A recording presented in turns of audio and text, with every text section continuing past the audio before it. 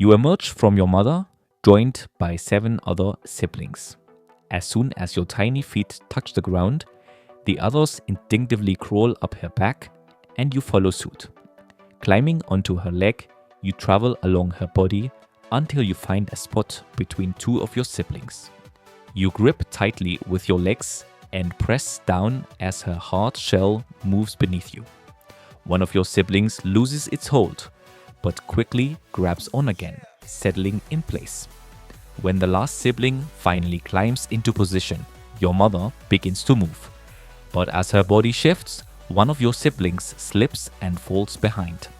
It tries to catch up, crawling forward, when suddenly a shadow swoops across the ground and lands on it. In a flash, your sibling vanishes without a trace. The shadow retreats and hovers above you. It's a bird. With a powerful dive, it strikes from above, raking its claws across your mother's back. Though it doesn't capture anything, the force of the blow knocks 4 of your siblings loose. They fall in all directions, and none of them rise again. Now, only 3 of you remain. The bird circles once, landing ahead and lowering its body slightly, stepping closer. Your mother halts and turns, lifting her tail, waiting to see what the bird will do next. The bird lunges, attempting to strike from the side, but she moves swiftly, stinging under its wing before it can react. It pulls back, confused. She strikes again, this time near its leg, forcing it to hop back and take flight. She watches it retreat before turning and continuing on her path, leaving your fallen siblings behind. You adjust your grip and hold on tighter, bracing yourself as her movements continue. You were lucky compared to your other siblings, but next time, things might be different. Fast forward 2 weeks, and your body no longer fits in the same way. Each movement feels heavier, more demanding. Your legs are unsteady, and your shell feels tight. The pressure builds until, finally, something gives way, and your back splits open. You crawl free, leaving the old skin behind. The new layer is darker and harder, and as it dries, your body steadies itself. Around you, the others do the same. Some struggle, while others finish quickly. Once the shedding ends, your mother lowers herself near a flat patch of ground. This time, you climb down. For the first time, your legs touch the ground. The surface is rough but stable, and your claws make contact without slipping. You take a few steps, adjusting to how your new body moves. Others spread out across the space, but you don't follow them. Instead, you walk along the edge of a rock, waiting. Your legs stay steady, your tail raised. A termite passes by, slow and unaware of you. You step forward, grab it with your pincers, and drive your stinger into its body. It twitches once, then stops moving. You begin to eat. Its body breaks apart easily, and nothing challenges you. No one comes near. You consume every part of it before moving on. When you're done, you slip into a narrow gap between 2 stones and stop moving. Your body settles into place. Legs braced, stinger pointed outward. You don't wonder where the others went or look for them. You simply wait for the next thing that moves. Now you're 1 month old, moving farther from where you were born. As you push through a narrow path between 2 rocks, another scorpion appears. They are roughly the same size as you, with a raised tail and a stance that mirrors yours. You adjust slightly, maintaining your balance. They do the same.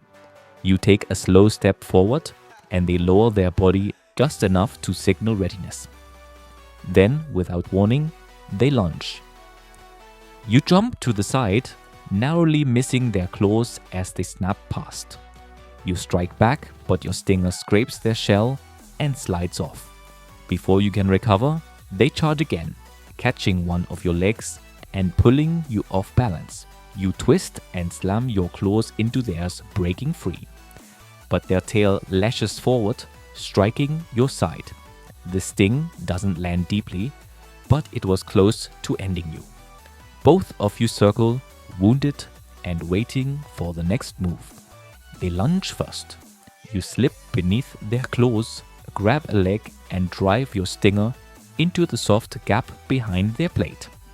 They jerk, trying to strike again, but you sting once more, this time near the base of their tail. The fight ends quickly after that.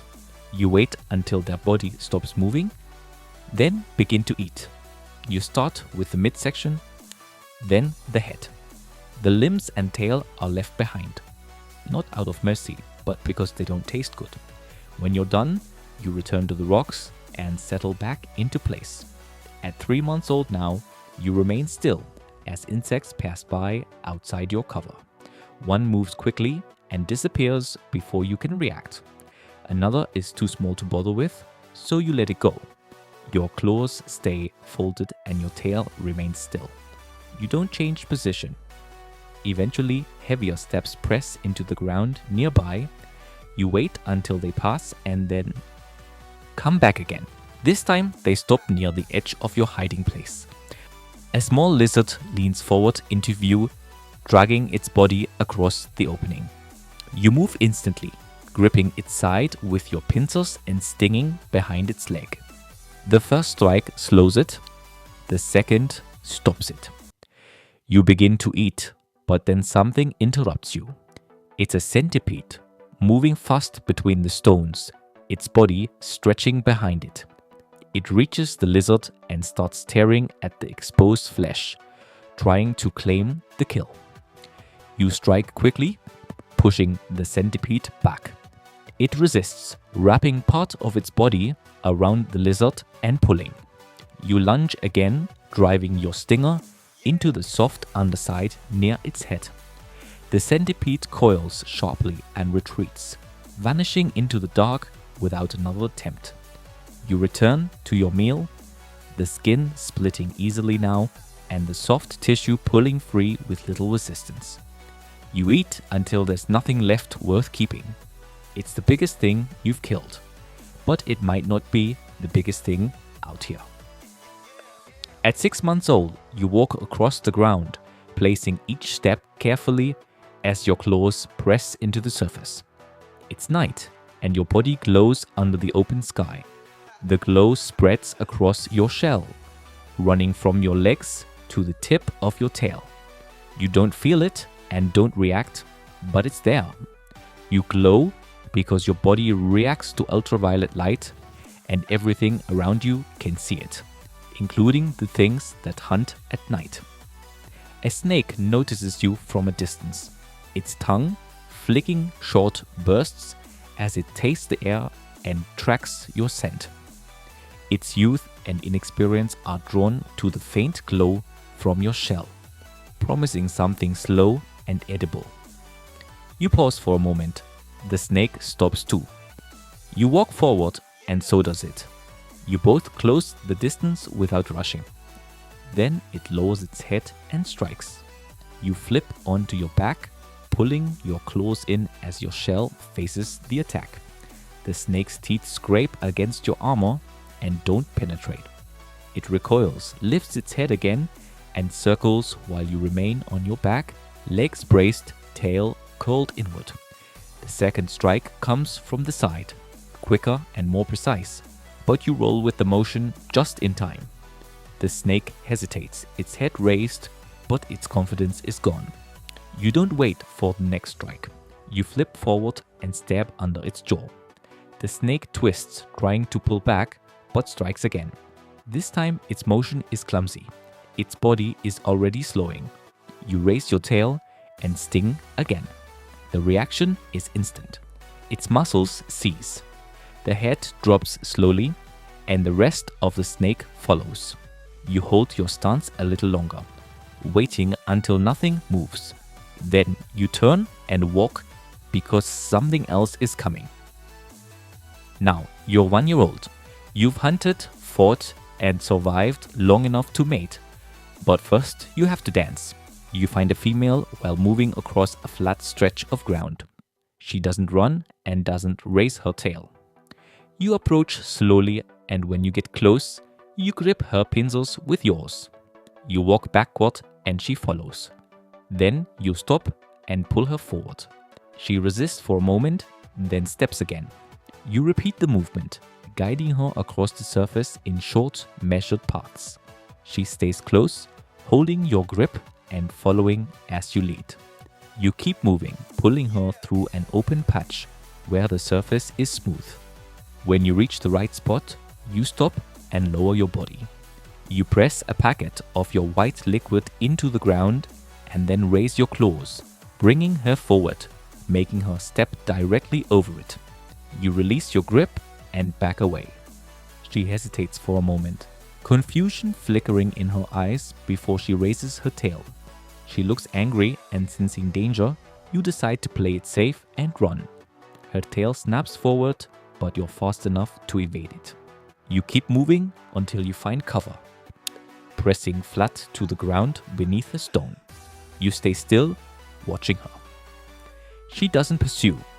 Instead, she turns. Not long after, keeps walking. Another male approaches her. He reaches for her pincers just like you did. This time, she raises her tail even before he touches her. He reacts too slowly. Her sting lands deep in his side, right between the soft joints of his plates. His body twists as venom spreads, and then he becomes motionless. From the shadows, you watch as she pulls him closer and begins to eat. You stay hidden, not attempting another approach. Honestly, you're not sure you ever will. Fast forward, and you're 3 years old now. In this part of the world, nothing poses much of a threat. Most creatures give you space, and many of the things that once frightened you no longer do. So, when the ground shifts beneath your feet, you don't stop, but something feels off. The scent is sharp and wrong, though not immediately alarming. You continue, moving across a patch of soil smoother than usual. Then, the first bite hits. You leap back instinctively, but another clamp lands right after. Then another. Tiny jaws pierce the soft joints between your limbs, and something acidic begins to burn along your underside. What seemed like dirt a moment ago now teems with ants. They flood over your legs and across your shell, small enough to reach the gaps your claws can't. They move fast, dozens of them pulling at you from all directions. You slam your claws down, scattering a few, but the swarm just keeps coming. You try to back away, but your footing slips. The swarm clings tighter, slipping into the cracks in your armor. You lash with your tail, but there are too many, and they swarm from every angle. Desperate, you drag yourself toward the edge of the nest, heading for a rock. Your legs catch on the edge, and you pull with all your strength. The ants hold on, but eventually you reach the rock. The swarm thins as you climb up. One ant dangles from your leg and you tear it loose. The rest retreat, staying close to their colony, defending their home rather than chasing you. You remain on the stone, one of your legs torn and another stinging from the acid. But you survived. You don't go back the way you came. You choose a wide route around the nest, knowing now that not everything capable of killing you needs to be larger than you. Now you're 5 years old. You've lived long enough to slow down, but not weaken. You move less often, but when you do, your strike is still as fast as ever. Your sting still works. One day, you're crossing a flat expanse of open ground. There's no cover nearby, but no need for caution either. The place has been undisturbed for days. Then, beneath your legs, the ground begins to vibrate. It's steady, unfamiliar, a rhythmic pulse too even to be a predator and too heavy to be prey. You halt and let your claws dig into the earth, listening intently. The vibration grows stronger, and a shadow stretches over you. The first strike lands. A blade slices through the air and crashes beside you, sending sand and dust flying across your shell. You pivot to move, but the second strike comes faster. This time it clips your side, spinning your body and knocking your legs out from under you. You try to stand, but your limbs are gone. Before you can adjust, a hand closes around your body. Fingers dig into your sides, lifting you off the ground, holding you in midair. You don't resist. There's nothing you can do to protect yourself. The human brings you closer, toying with your broken body. A torch beam sweeps across your back, pausing when your shell begins to glow faintly under the light. They turn you slightly, inspecting the patterns, the ridges, and the movement, or lack thereof. Their hand lifts just a little, and then your body is tossed to the ground. Not gently, but carelessly, as if whatever interest they had is now gone. You land on your back and you don't move again. Your body still works, but there's no urge inside you to rise. The human walks away, and once it's gone, the silence settles over you once again, just as it always does. Life as a scorpion may be harsh, but there's always another creature out there living in even worse conditions. Trust me, it's wild. Check out the video and see for yourself.